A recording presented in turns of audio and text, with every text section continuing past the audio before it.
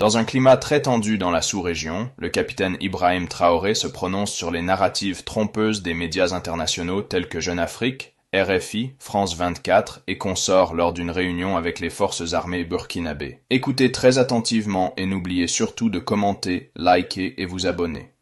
Camarades, bonjour. J'espère que tout un chacun s'est très bien réveillé. Et donc, nous entamons le dernier trimestre de l'année 2025. C'est le lieu pour moi donc de rendre un hommage appuyé à nos forces de défense qui continuent de se battre sur tous les fronts pour que le Burkina Faso reste debout et tienne. Et c'est le lieu aussi pour moi de vous féliciter pour tout le travail abattu tout au cours de l'année jusque-là, pour votre résilience, pour votre abnégation, pour votre ardeur au travail. Et je vous encourage à poursuivre ainsi pour que notre pays puisse rayonner à travers l'Afrique, à travers le monde. Ce matin, je souhaiterais donc vous entretenir sur trois sujets principalement. Le premier sujet donc porte sur l'escroquerie. Le deuxième sujet porte sur Faso Mebo, l'initiative que nous avons lancée. Et enfin donc sur les UACO. Sur le volet de l'escroquerie, alors je tenais à attirer l'attention de tout un chacun d'un phénomène qui persiste depuis plusieurs années.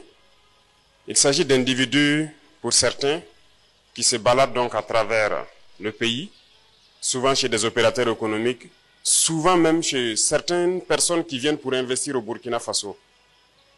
Et leur but, c'est de pouvoir les escroquer, en faisant comprendre à certains que pour avoir des marchés au niveau de l'État, il fallait payer certaines sommes.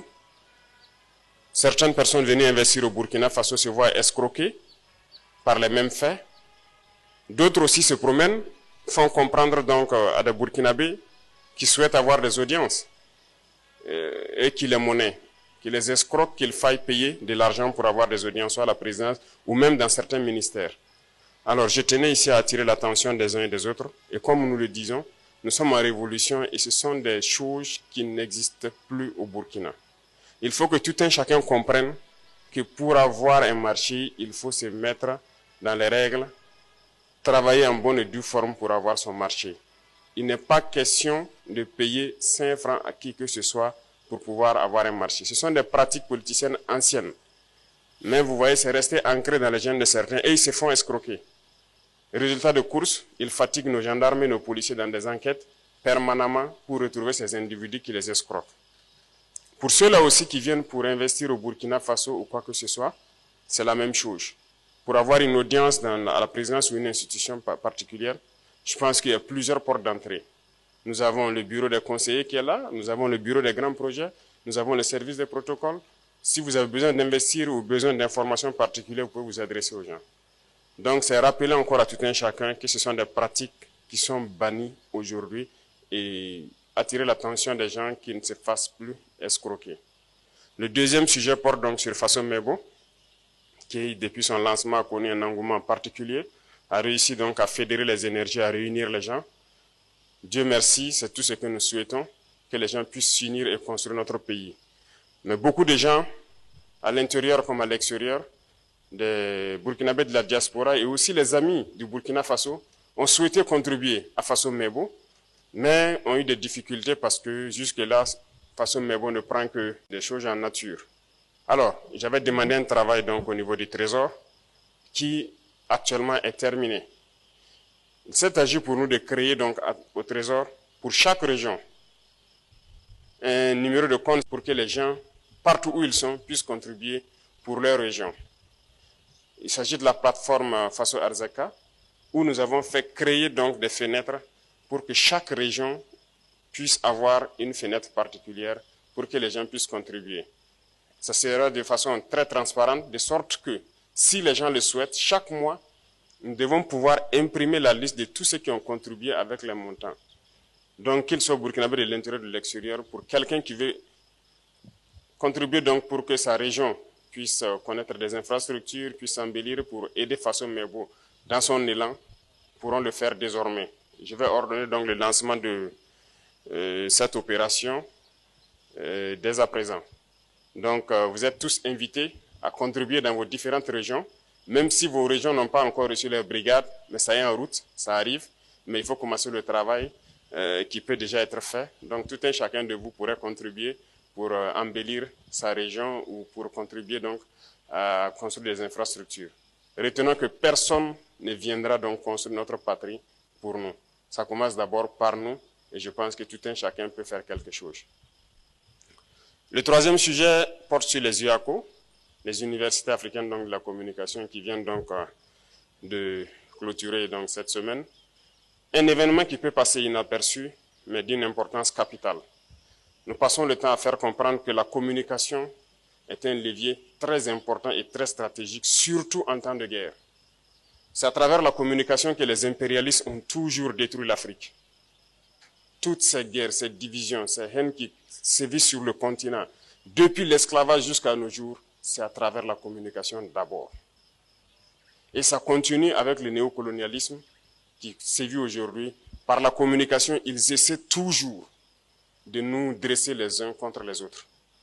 Dieu merci aujourd'hui, à travers nos Waïnia, à travers nos Birsé, ils ont réussi à inverser la tendance, à déconstruire tous les mensonges de l'impérialisme. Nous les rendons hommage pour cela, quoi qu'il faille continuer à encadrer cette communication. C'était nécessaire parce que, vous voyez, ils mettent beaucoup d'argent dans leur communication. Mais en plus de tout cela, ils nous utilisent nous-mêmes pour financer cette communication contre nous. Vous ne pouvez pas comprendre que la victime elle-même donne l'arme à son bourreau, voilà, pour la tuer. Parce que, en faisant donc l'arbitrage budgétaire en 2024, je me suis rendu compte de quelque chose de très grave. Et ça se passe dans presque tous les pays africains, surtout les pays francophones. Vous imaginez que dans toutes nos institutions, tous nos ministères, il y avait des lignes budgétaires réservées uniquement pour ces médias-là.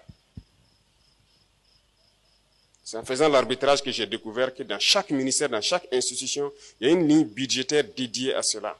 Donc, un transfert systématique vers des médias comme Jeune Afrique, Le Monde, et ainsi de suite, et ils nous envoient leurs journaux. Donc, qu'on le veuille ou pas, qu'on veuille lire ou pas, notre budget était transféré à ces médias-là. Et qu'ils écrivent souvent pour nous détruire. Et ça se passe dans presque tous les pays africains, surtout francophones. Mieux, ils ont trouvé le stratagème de trouver dans nos pays des sociétés, généralement des sociétés d'État, qui sont vraiment posées financièrement pour être actionnaires de leurs médias. Et vous savez qu'un média, ça ne produit pas forcément quelque chose. Donc, si vous êtes actionnaire, très souvent, vous êtes amené à injecter de l'argent pour permettre le fonctionnement de la chose, parce que vous n'attendez pas un bénéfice.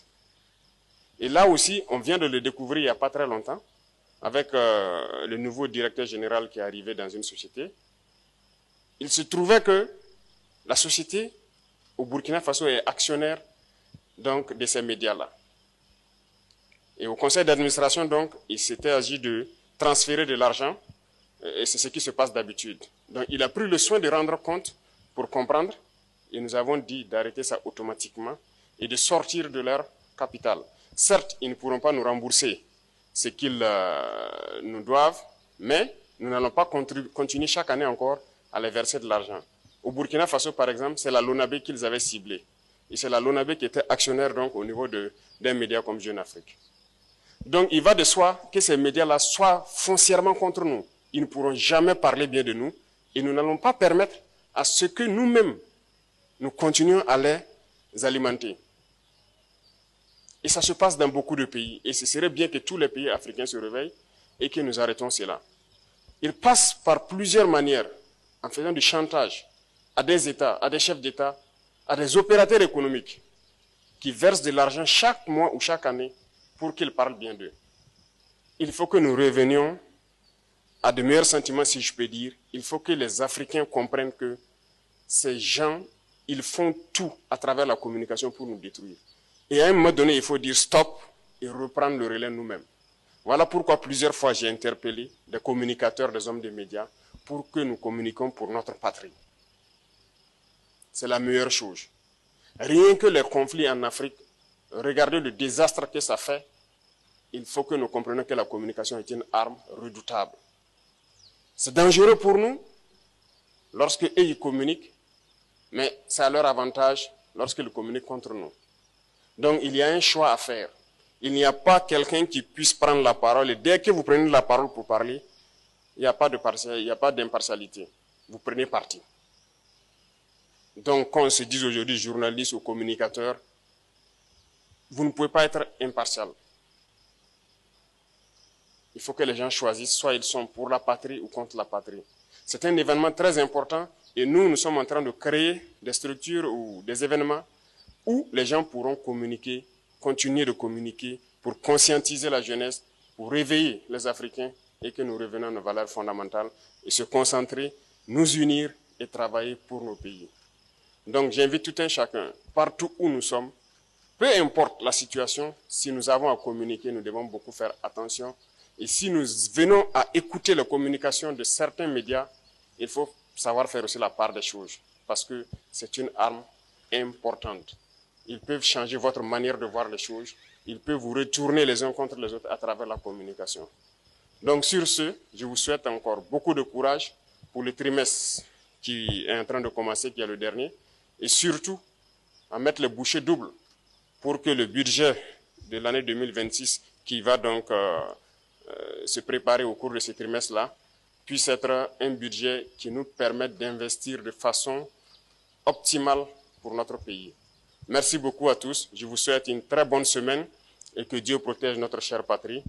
La patrie ou la mort, nous vaincrons.